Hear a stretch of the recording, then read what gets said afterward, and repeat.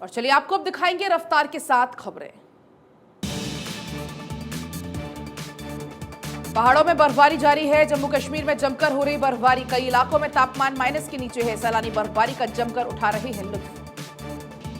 पहाड़ों पर बर्फबारी और कड़ाके की ठंड के बीच जम्मू कश्मीर के बांदीपोरा में दिल दहला देने वाली तस्वीर आई सामने। बांदीपोरा में बर्फीला तूफान आया है। एवलांच की तस्वीरें कैमरे में कैद हो गई। हाड़ कपाने वाली ठंड के बीच शोपिया में सीआरपीएफ के जवानों ने बर्फ की सफेद चादर पर खेला वॉलीबॉल। वीडियो में साफ देखा जा रहा है कि जमीन पर बर्फ की सफेद परत है, उस पर सुरक्षा बल वॉलीबॉल खेल रहे। जम्मू कश्मीर में बर्फबारी से मौसम का हाल बुरा है। यहां शुक्रवार से बर्फीली बारिश हो रही है और अगले 4 दिनों तक मौसम खराब रहने के अनुमान भी है। इस बीच टूरिस्ट भी भारी संख्या में पहुंच रहे हैं। हिमाचल के चंबा में भी बर्फबारी का अटैक जारी। यहां पर भारी बर्फबारी के बीच मोटी चादर पड़ी है। टूरिस्ट चंबा में पहुंचकर बर्फ का मजा ले रहे हैं। हिमाचल प्रदेश में भी जमकर हो रही है बर्फबारी। शिमला में बर्फबारी से राजमार्ग ठप कर दिया। पर्यटक बर्फबारी का जमकर उठा रहे लुत्फ। 17 जनवरी तक शीतलहर और धुंध को लेकर अलर्ट जारी है। हिमाचल प्रदेश के कुल्लू में भी शानदार बर्फबारी हो रही है, जहां पर देश भर से पर्यटक बर्फ का लुत्फ उठाने के लिए पहुंच रहे हैं। यहां मौसम का हाल बेहतर है। सर्दी के पहले हिमपात से मनाली में जिंदगी की रफ्तार थम गई, जहां करीब 25 सेंटीमीटर ताजा बर्फबारी हुई है। मनाली सहित ऊंची घाटी में करीब 13 संपर्क मार्ग बंद रहे। कुल मिलाकर सामान्य जनजीवन प्रभावित भी रहा। उत्तराखंड के पहाड़ी इलाकों में जबरदस्त बर्फबारी हो रही है। उत्तरकाशी में हिमपात होने से बड़ी ठिठुरन, बर्फबारी का मजा ले रहे हैं पर्यटक। गंगोत्री धाम में भारी बर्फबारी हुई, जिसमें बर्फ की मोटी चादर बिछ गई। यहां मंदिर परिसर बर्फ से ढका हुआ है। गंगोत्री धाम के पहाड़ बर्फ से गुलजार हो गए। पूरे इलाके को सफेद चादर ने अपने आगोश में ले लिया है। उत्तराखंड में मौसम ने करवट बदलने के बाद चौथे दिन भी बारिश और बर्फबारी का जो दौर है वो जारी रहा। धनौल्टी में सीजन का पहला हिमपात हुआ। बर्फ की सफेद चादर से ढके चार धाम, टेहरी के ऊंची पहाड़ियों पर हुई बर्फबारी। उत्तराखंड के चमोली जिले के जोशीमठ की ऊंची पर्वत श्रृंखलाओं में ताजा हिमपात हुआ। जोशीमठ और आसपास के इलाकों में हुई हल्की बारिश के बाद देर रात ऊंचाई वाले इलाकों में बर्फबारी हुई। जोशीमठ में हो रहे भूदसाव की समस्या के बीच हो रही बर्फबारी। आपको बता दें, बर्फबारी से परेशानी का करना पड़ रहा है लोगों को सामना। राहत और बचाव कार्य में लगी प्रशासन की टीम के लिए भी मुश्किलें खड़ी हो चुकी हैं।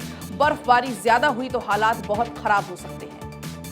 जोशीमठ में भूदसाव से प्रभावित परिवारों को 1.5 लाख रुपए का चेक और पुनर्वास का भरोसा दिया गया। उन्हें भी जोशीमठ की भांति सहायता राशि दी जानी चाहिए, लेकिन प्रशासन ने भवन खाली करने का नोटिस थमा दिया। जोशीमठ में भूदसाव की समस्या से जूझ रहे जोशीमठ में 169 परिवारों को शिफ्ट किया गया। जोशीमठ के 25 और परिवारों को अस्थायी राहत शिविरों में शिफ्ट किया गया है। जोशीमठ में 760 घरों में दरार आई। जोशीमठ में होटलों को तोड़ने की कार्रवाई का तीसरा दिन है आज। आसपास की बिल्डिंग को क्षति न पहुंचे, इस वजह से सावधानी से तोड़ी जा रही है बिल्डिंग। आज पीएम मोदी 8वीं वंदे भारत एक्सप्रेस ट्रेन को दिखाएंगे हरी झंडी। ये ट्रेन सिकंदराबाद के विशाखापट्टनम तक चलेगी। आपको बता दें, ट्रेन करीब 700 किलोमीटर का रास्ता तय करेगी। वंदे भारत ट्रेन आंध्र प्रदेश और तेलंगाना के 3 रेलवे स्टेशनों पर रुकेगी। आंध्र प्रदेश में विशाखापट्टनम, राजमुंदरी और विजयवाड़ा रेलवे स्टेशन पर रुकेगी यह ट्रेन। भारतीय सेना का 75वां स्थापना दिवस आज। सेना दिवस पर बेंगलुरु में परेड का आयोजन। रक्षा मंत्री राजनाथ सिंह होंगे मुख्य अतिथि। पहली बार दिल्ली से बाहर आर्मी डे का हो रहा आयोजन। हर साल 15 जनवरी को भारतीय सेना अपना स्थापना दिवस मनाती है। 1949 में पहली बार फील्ड मार्शल करियप्पा के तौर पर किसी भारतीय कमांडर ने सेना की कमान संभाली थी। सेना दिवस के मौके पर दुनिया देखेगी भारत की ताकत। आर्मी के जवानों के दस्ते और कई रेजिमेंट की होगी परेड। बहादुर सेनानियों को दी जाएगी सलामी। बीजेपी की राष्ट्रीय कार्यकारिणी की बैठक कल से। पीएम मोदी, अमित शाह, नड्डा समेत पार्टी के सभी बड़े नेता होंगे शामिल। लगभग 350 कार्यकारी सदस्य भी बैठक में मौजूद रहेंगे। दिल्ली में बीजेपी मुख्यालय में होगी बैठक। इस बैठक का मुख्य उद्देश्य आगामी 2023 विधानसभा चुनाव और 2024 लोकसभा चुनाव के लिए एजेंडा तय करना होगा। बैठक में प्रधानमंत्री के रूप में पीएम मोदी के 9 साल के कार्यकाल की उपलब्धियों को भी उन पर प्रकाश डाला जाएगा। बीजेपी के राष्ट्रीय अध्यक्ष जेपी नड्डा का उत्तर प्रदेश दौरा। 20 जनवरी को गाजीपुर में जनसभा को करेंगे संबोधित। गाजीपुर से मिशन पूर्वांचल की करेंगे शुरुआत। केंद्रीय मंत्री नितिन गडकरी को जान से मारने की धमकी। लैंडलाइन पर फोन करके मांगी गई 100 करोड़ की फिरौती। गडकरी के ऑफिस पहुंची मुंबई एटीएस की टीम। 2 बार आई धमकी भरी कॉल। बीएसपी सुप्रीमो मायावती का जन्मदिन। आज मायावती मना रही हैं अपना 67वां जन्मदिन। बसपा जन कल्याणकारी दिवस के रूप में मनाएंगी। मायावती की लिखी संस्मरण पुस्तक ब्लू बुक के 18वें संस्करण का होगा विमोचन। पीएम को लेकर आरजेडी का विवादित पोस्टर। राबड़ी देवी के घर के बाहर लगे पोस्टर में पीएम मोदी को मारने की बात कही। पोस्टर में लिखा, जैसे कृष्ण ने कंस को मारा, नीतीश मोदी को मारेंगे। पोस्टर में रावण और कंस के वध का जिक्र भी किया गया। रामचरितमानस को लेकर बिहार महागठबंधन में दिखी दरार। जेडीयू प्रवक्ता नीरज कुमार ने शिक्षा मंत्री चंद्रशेखर पर बोला हमला।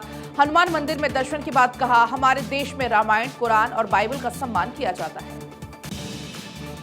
जेडीयू संसदीय बोर्ड के अध्यक्ष उपेंद्र कुशवाहा का बड़ा आरोप। आरजेडी के शीर्ष नेतृत्व की अंदर बीजेपी से हो चुकी है डील।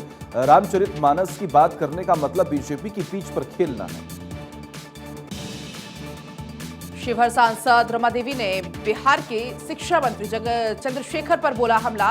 रमा देवी ने कहा कि चरवाहा विद्यालय के छात्र से कोई क्या उम्मीद रख सकता है। उस पार्टी के नेता तो चरवाहा विद्यालय में शिक्षा पाए हुए, जिसमें सिर्फ भैंस चराना और डंडा भाजना ही काम आता है।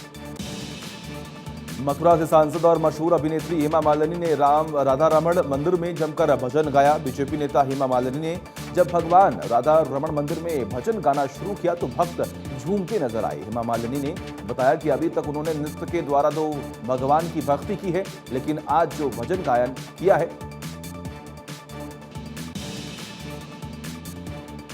कांग्रेस सांसद संतोष सिंह का आज होगा अंतिम संस्कार। अंतिम यात्रा में राहुल गांधी समेत कई बड़े नेता होंगे शामिल।